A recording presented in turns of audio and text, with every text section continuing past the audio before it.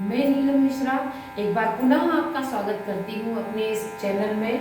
आज मैं आपको समझाने जा रही हूँ जो आपको मैंने पिछले वीडियो में समझाया था कि मैंने आपको वर्तमान काल के माध्यम से छोटे छोटे से वाक्य बनाना बताए थे। कोई कठिन नहीं है। आज हम क्या करेंगे, वर्तमान काल की तरह ही आज हम भविष्य काल को पढ़ेंगे। कोई कठिन नहीं है, बस थोड़ा सा ध्यान चाहिए आपका। हम क्या करेंगे, जैसे हमने आपको पिछले वीडियो में ये एक हमने जो कर्ता के जो बताए थे नाइन, यहाँ हमने ये सर्वनाम की टेबल बना के रखी है जिसमें वह वे दोनों वे सब, तुम दोनों तुम सब और मैं हम दोनों हम सब। यहाँ याद रखने वाली बात जो है वो ये देखते हैं हम कि यहाँ पर हम संज्ञा को लेते हैं, यानी किसी भी व्यक्ति का नाम। वो व्यक्ति आपका भी नाम हो सकता है, वहाँ हमारा भी नाम हो सकता है, वहां पर किसी दूसरे का भी नाम हो सकता है। तो यहाँ जब हम इनको लगाते हैं ध्यान रखना है कि क्रिया भी हमें इसी तरह से बनानी है। पिछले वीडियो में हमने जब आपको लट लकार यानी वर्तमान काल बताया था तो हमने उसमें क्या किया था, तीतांती यानी जो हमने आपको एक टेबल बनाई थी धातु की क्रिया वाली, उसमें हमने वर्तमान काल में लास्ट वाले वर्ड आपको बताए थे। अब हमें आज करना क्या है कि हम जब भविष्य काल में यानी भविष्य काल को हम संस्कृत में कहते हैं लिट लकार, और लिट लकार में जो हमारी पहचान है जिन शब्दों के द्वारा, वो शब्द हमारे ग गी गे। बहुत इजी है। जब हम कहते हैं मैं खाऊंगी, तुम जाओगे, तुम सब खेलोगे, वह कहाँ जाएगा, तो ये जो ग गी गे ये जो हमारे बाद में जो भविष्य काल की ओर संकेत करते हैं, यहाँ उन्हीं को आज हम लेते हुए अनुवाद स्पष्ट करेंगे। तो आइए हम सबसे पहले यहाँ शुरू करते हैं कि जैसे हमने लिया पहला नंबर जैसे सह या स्त्रीलिंग में सा या तत्, और दूसरे नंबर में हम जब जो भी वाक्य बनाते हैं तो दूसरे नंबर में हमें जो भी क्रिया करनी है वहाँ इष्यति। इष्यति याद ये रखना है कि ये आपके अंतिम वर्ण है। आपको इसमें जो भी धातु है, आप अगर आती है आपकी खाने की धातु, जिसमें हमने आपको पिछली वीडियो में बताया था कि खाना यानी खादती खाद धातु है, खादती खादता, लेकिन खादती धातु आपके लट लकार वर्तमान काल में है। अब हमें अगर खादती की जगह लेना है यानी भविष्य काल को बनाना है तो यहाँ हम इष्यति की जगह करते हैं खादिष्यति। आपको ये ध्यान रखना है कि जब हम इस इष्यति को लिखते हैं कोई कठिन नहीं, देखो वही है इष्यति, इष्यतः, इष्यन्ति, इष्यसि, इष्यथा, इष्यत्, इष्यामि, इष्यावा, इष्यामा, ये केवल अंतिम शब्द है। आगे हमें क्या करना है, जो भी हम धातु लेते हैं उस धातु को लेते हुए, जैसे अगर हमने लिया मोहन, तो मोहन यहाँ हमने देखो प्रथम पुरुष में आए हम कर्ता कारक। कर्ता कारक में हमेशा क्या होता है कि जो हमारा कर्ता कारक होगा उसमें हमने विसर्ग को लगाना है, क्योंकि कर्ता कारक एक वचन में प्रथम पुरुष होगा। अब जो प्रथम पुरुष होता है तो यहाँ पर हमने सह या तत् यानी पुल्लिंग, स्त्रीलिंग और नपुंसकलिंग तीनों को देखा। चूंकि हमने अभी आपको बताया है कि हमें ये जो सर्वनाम शब्द हैं इनकी जगह पर हम कोई संज्ञा यानी कोई नाम ले सकते हैं, तो यहाँ कर्ता कारक में हमने यहाँ पर मोहन को लिया। तो अब मोहन हमारा प्रथम पुरुष एक वचन हो गया। अब आते हैं हम ये जो धातु की टेबल हमने बनाई है आपको, जो हमने आपको बताने के लिए भविष्य काल के लिए, तो यहाँ हम पुरुष यानी प्रथम पुरुष और जो आपका जो वचन होगा वो एक वचन में आएगा। तो यहाँ मोहन को हमने आपको बताया था कर्ता कारक में कि पुल्लिंग में हम जब लेते हैं तो एक बार इस तरह ध्यान देंगे कि जैसे हमने वन को बनाया मोहनः, क्यों, क्योंकि ये कर्ता कारक है, तो यहाँ पर मोहनः। अब हमें क्या करना है, खाएगा। हिंदी में हमने वाक्य बनाया पहले कि मोहन खाएगा। अब हमें खाता है नहीं बनाना है क्योंकि खाता है आपका वर्तमान काल का है। अब हमें खाएगा भविष्य काल में जाना है, तो मोहन खाएगा। अब मोहन को हमने कर्ता कारक बनाया मोहिनः। यहाँ किसी भी जिन शब्दों के अंत में से अ का साउंड निकलता है वो जो है पुल्लिंग हो सकता है। जैसे मोहन की जगह राम भी ले सकते हैं, कृष्ण भी ले सकते हैं, मयंक भी ले सकते हैं, कुछ भी। तो मोहिनः अब खाएगा। खाएगा की धातु देखो खाद धातु हमने आपको बताई थी कि धातु होगी खाद। जब खाद आपने लिखा है तो इष्यति लगाना है। अब हमने इष्यति को लगा दिया क्योंकि एक वचन में प्रथम पुरुष एक वचन।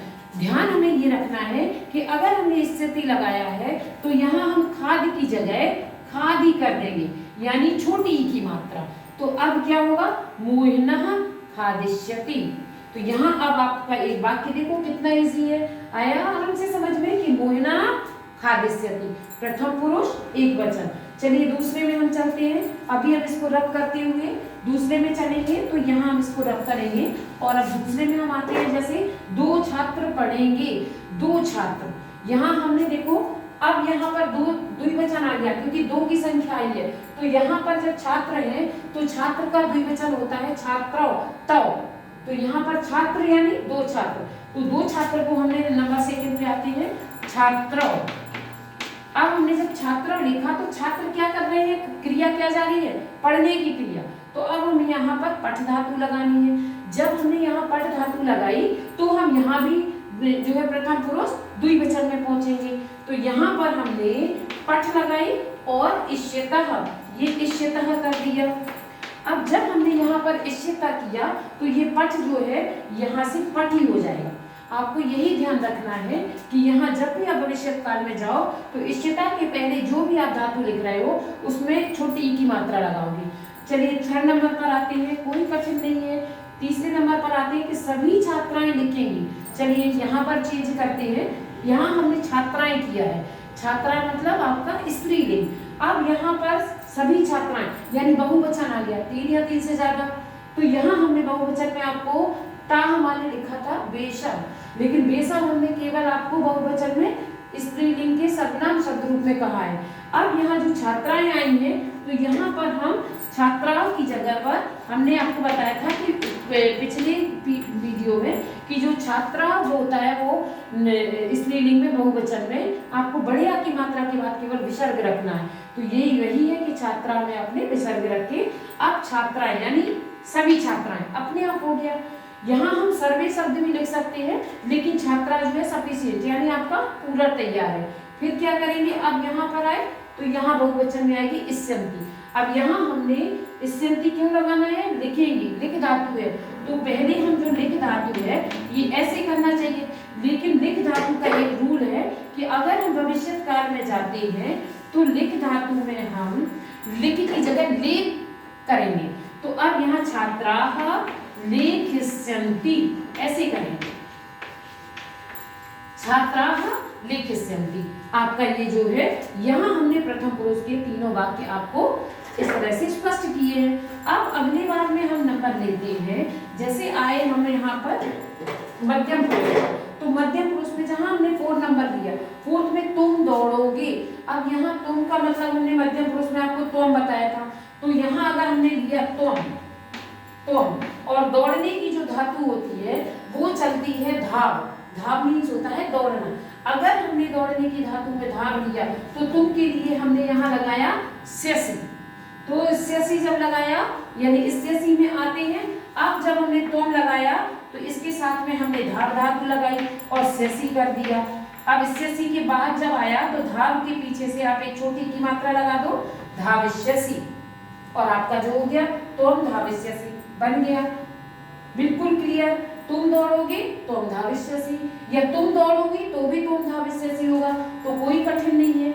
नेक्स्ट अगर हम लेते हैं तुम दोनों खाओगे, तो तुम दोनों के लिए फिर हम क्या लेंगे, युवाम। जब हमने यहाँ पर, चलिए यहाँ बताते हैं युवाम। अब हमने तुम दोनों के लिए युवाम ले लिया, तो अब हमें तुम दोनों को करना क्या है, खाओगे, खाने की क्रिया है। तो यहाँ खाद्य धातु आ जाएगी, और जब खाद्य धातु आएगी, ध्यान रख एक चीज और हमें स्पष्ट करनी है कि यहाँ जो खाद्य धातु होती है, धातु हमेशा इनकम्प्लीट अपूर्ण होती है, लेकिन जब हम इसको पूरी क्रिया बनाते हैं तो यहाँ से हम हलन हटा देते हैं, और खाद्य की जगह पर जब हमें भविष्य काल में बनाना है तो खाद्य हो जाएगा, और जब खाद्य हो जाएगा तो युवाम यानी हमारा यहाँ आ गया सेकेंड नंबर इष्यथा, खादिष्यथा।